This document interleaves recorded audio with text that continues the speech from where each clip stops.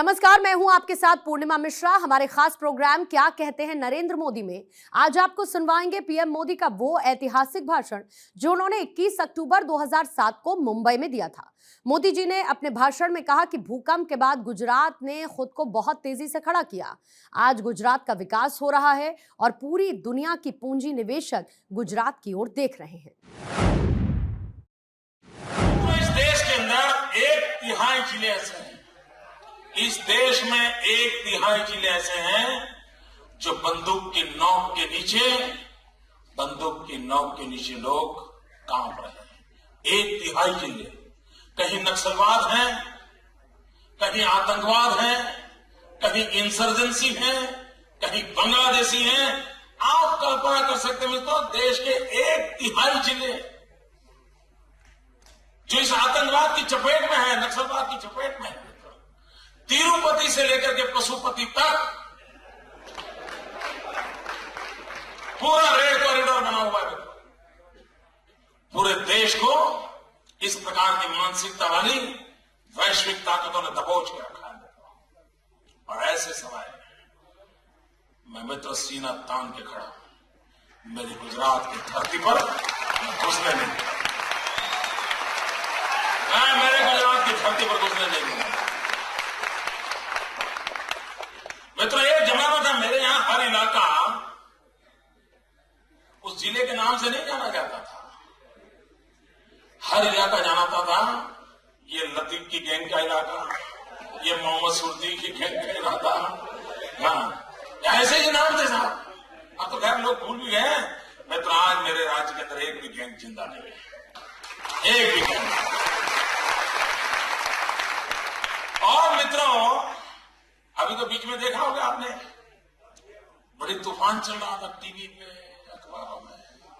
Encounter मालूम है ना? एनकाउंटर साहब लग पड़े थे साहब। एनकाउंटर सोहराबुद्दीन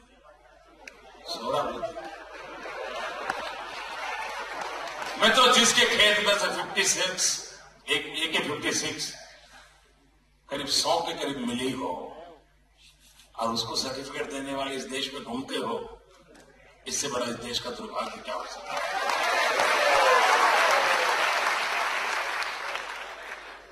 और मेरे कांग्रेस के मित्र सोहराबुद्दीन का जनाजा लेके नाच रहे थे।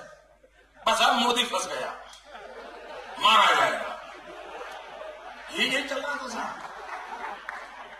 और मैंने कांग्रेस वालों को बड़ी सभा में कहा था कि कांग्रेस के लोग सोहराबुद्दीन का जनाजा लेकर के नाच रहे हैं, लेकिन वो कभी गांधीनगर नहीं पहुंच पाएंगे। और मित्रों, मैं इस विषय में बहुत साफ बोलता हूं। मैं इसी सभागृह में रेलवे ट्रेन के बम ब्लास्ट के बाद आया था और तब भी मैंने कहा था, मेरा मिजाज आज भी है, मैं गुजरात की धरती पर मौत के सौदागरों को चैन से जीने नहीं दूंगा।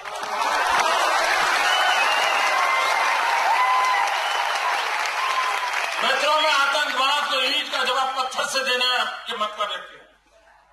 आम आदमी सुख चैन की जिंदगी चाहता है, वो अपनी रोजी रोटी कमाना चाहता है, वो अपना गुजारा करना चाहता है। ऐसी जिंदगी जियोगे कि बेटा स्कूल जाओ, माँ बाप परेशान हो कर लौटेगा और कोई भी लल्लू पंजी उठा के ले जाए और 10 लाख 15 लाख मांग ले? मित्रों, ये देश ऐसे नहीं चल सकता। और औरों को चलाना बहुत जिसमें चलाएं, गुजरात ऐसे नहीं चलेगा।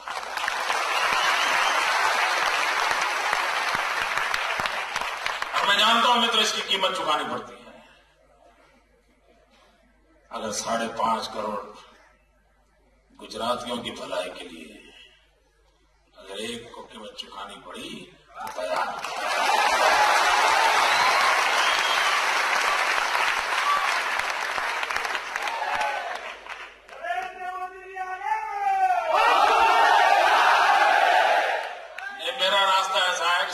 चलिए, परेशान हो जाओगे। वहीं पर खड़े रह के नारे देते रहना।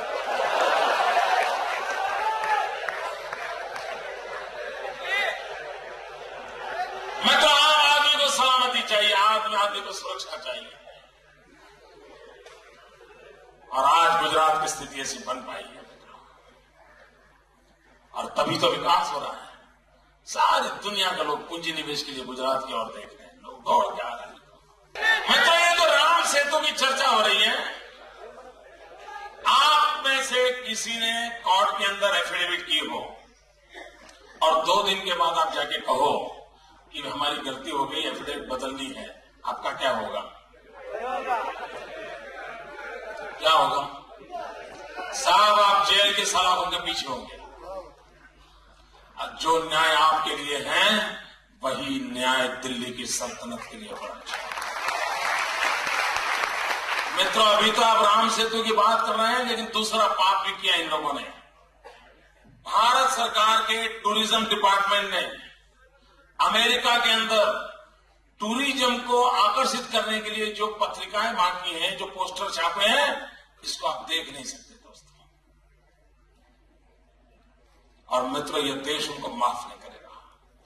भारत सरकार के टूरिज्म डिपार्टमेंट ने अमेरिका के अंदर जो पोस्टर पर्चे बांटे हैं लोगों को टूरिज्म के लिए आकर्षित करने के लिए, कौन सी फोटो दी आपको बताओ?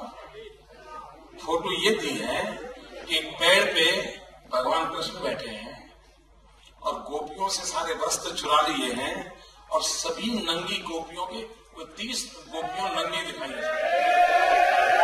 क्या मार्केटिंग कर रहे हैं दिल्ली वाले? मित्र, आपका लहू गर्म होता है कि मुझे मालूम नहीं, मैं चैन से बैठ नहीं सकता। ये किया इन्होंने, ये किया है मित्रों। क्या हिंदुस्तान को दुनिया के टूरिज्म के लिए क्या और कुछ नहीं बता सकते थे आप? नंगी गोपियों का रूप दिखा करके हिंदुस्तान की मां का अपमान करने लोग मां की इज्जत को बेच करके टूरिज्म लाने के लिए निकले हैं मित्र। कैसे माफ करेंगे इनको दोस्तों? कैसे माफ कर सकते हैं? आपको हैरानी होगी। ये राम सेतु का मसला साहब,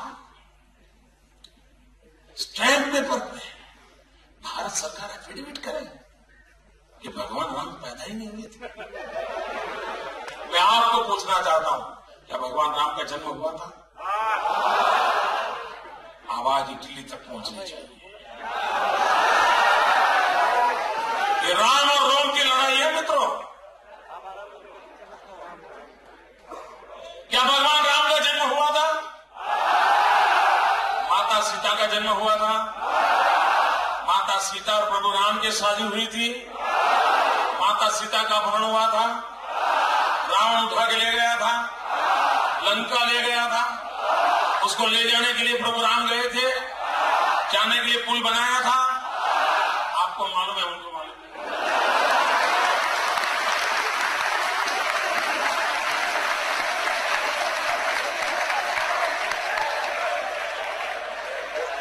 ये हाल है मित्रों। और मित्रों मैं बताऊं, आप सोचिए, जरा आप सोचिए, जब भगवान राम सेतु बना रहे होंगे तब रावण के मन में क्या विचार आया होगा? आखिरकार रावण भी तो सरकार चलाता था। उसकी भी कोई पुलिस डिपार्टमेंट होगा, उसका भी कोई इंटेलिजेंस डिपार्टमेंट होगा। वो police department, intelligence department Ravan को जानकारी देता होगा, भाई राम ने पत्थर इकट्ठे किए हैं, नर नील जैसे बड़े बड़े इंजीनियर आ गए हैं साहब, ये वहां वानर सेना आ गई है, सब ट्राइबल के लोग आ गए और ब्रिज बनना शुरू। समाचार तो मिलते होंगे। तो रावण क्या सोचता होगा? रावण यही सोचता होगा, दिन रात यही सोचता होगा, ये पुल ना बने तो अच्छा। फिर भी पुल बना होगा तो सोचता होगा टूट जाए तो अच्छा। फिर भी बना होगा तो सोचता होगा जब राम उस पर जाते हो तब टूट जाए तो अच्छा। रावण की जो अच्छा अधूरी रह गई वो पूरा करने का काम दिल्ली कर रही है। रावण की जो इच्छा अधूरी रही उसको पूरा करने का काम दिल्ली कर रही है मित्रों। और मित्रों मैं देख रहा हूं कांग्रेस ने जो एफिडेविट की है ना, मैं रामायण का जितना मेरा अभ्यास है, मैं रामायण के जीवन में एक महत्वपूर्ण घटना, एक बड़ा टर्निंग पॉइंट मेरे हिसाब से वो है जब हनुमान जी सीता की खोज के लिए गए। और रावण के सैनिकों ने हनुमान जी को कैद कर लिया। और जब हनुमान जी को कैद कर लिया तो रावण ने सूचना दी और उसकी पूंछ को आग लगाई।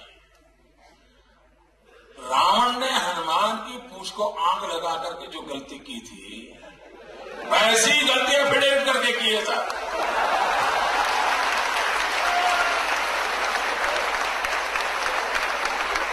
ऐसी ही गलतियां फिर करके की है मित्रों। और ये निर्लज्ज लोग देखिए मित्रों, ये निर्लज्ज लोग कह रहे हैं कि ये राम सेतु समुद्र प्रोजेक्ट तो अटल जी की सरकार ने क्लियर किया था। मुझे बताइए, कभी हमने ये कहा है कि विकास के लिए सेतु नहीं बनना चाहिए? सबने कभी कहा है? मैं तो आज भी कहता हूं बनना चाहिए। और मैं भारत सरकार को कहता हूं, अगर आपको समझ नहीं है तो गुजरात को कॉन्ट्रैक्ट दे दीजिए। ये भगवान राम का सेतु तोड़े बिना दूसरे 4 सेतु बन सकते हैं मित्रों। सेतु बनाने का कोई विरोध नहीं करता है। और मित्रों, जब अटल जी की सरकार थी, 5 अलग अलग ऑल्टरनेट के मॉडल रेडी हैं, 5 अलग अलग मॉडल। और उसमें ये प्रभु राम के द्वारा बनाया हुआ सेतु तोड़ने की कोई जरूरत नहीं है, उसके बाद भी बन सकते हैं। हम विकास के पक्षकार लोग हैं, हम डेवलपमेंट के पक्ष में हैं, हम भी चाहते बने, लेकिन तोड़ना जरूरी है क्या? लेकिन ये तोड़ इसलिए रहे मित्रों, उनको तो इस देश की आस्थाओं पर चोट पहुंचाने में मजा आता है। इस देश के राम के नाम को मिटाना ये उनका मकसद है, और तब जाकर के ऐसी चीजें करते हैं मित्रों। और कॉन्ट्राडिक्शन देखिए साहब, एक ही सरकार में 2 पार्टनर, एक 3 पार्टनर। मैं तीनों का नमूना बताना चाहता हूं, गांधी जी वाले 3 बंदर की बात नहीं है। देखिए, दिल्ली की कांग्रेस की सरकार एफिडेविट करती है भगवान राम का जन्म नहीं हुआ था। उनके एक समर्थक कम्युनिस्ट पार्टी के एक नेता का नाम है सीताराम येचुरी। कॉन्ट्राडिक्शन देखिए साहब, कांग्रेस पार्टी कहती है भगवान राम का जन्म नहीं हुआ था, और करुणानिधि कहते हैं वो शराबी था। अरे जन्म नहीं हुआ तो शराबी कैसे था भाई? ये कॉन्ट्राडिक्शन देखिए मित्रों, इनके कॉन्ट्राडिक्शन देखिए। ऐसे ही लोग,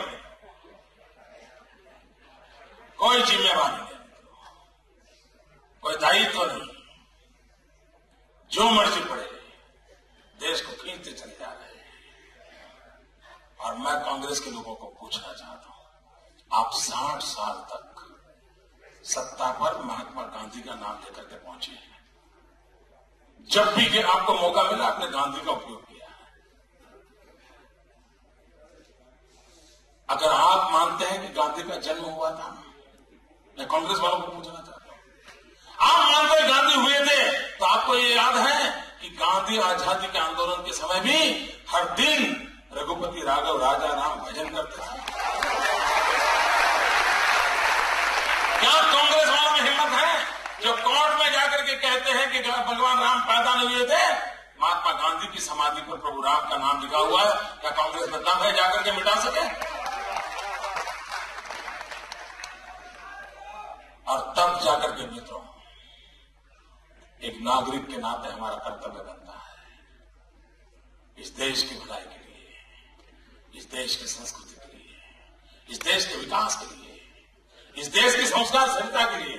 आओ मिलजुल के काम करें मित्रों, आइए और प्रगति को विकास के नए आयामों को सर करें मित्रों, गरीबों की भलाई के लिए सोचें। और मित्रों, हिंदुस्तान का गांव अगर समृद्ध नहीं होगा, ये देश समृद्ध नहीं होगा। मैं आपको बताता हूं मित्रों, जब तक गांव समृद्ध नहीं होता है, शहर में रुपया नहीं आ सकता। और मेरी कोशिशें हैं मित्र, आज दुनिया की सभी मल्टीनेशनल कंपनियों ने हिंदुस्तान को बाजार मान दिया। 100 करोड़ का देश एक बहुत बड़ा बाजार है, सारी दुनिया अपना मैन्युफैक्चर करेगी और हिंदुस्तान के अंदर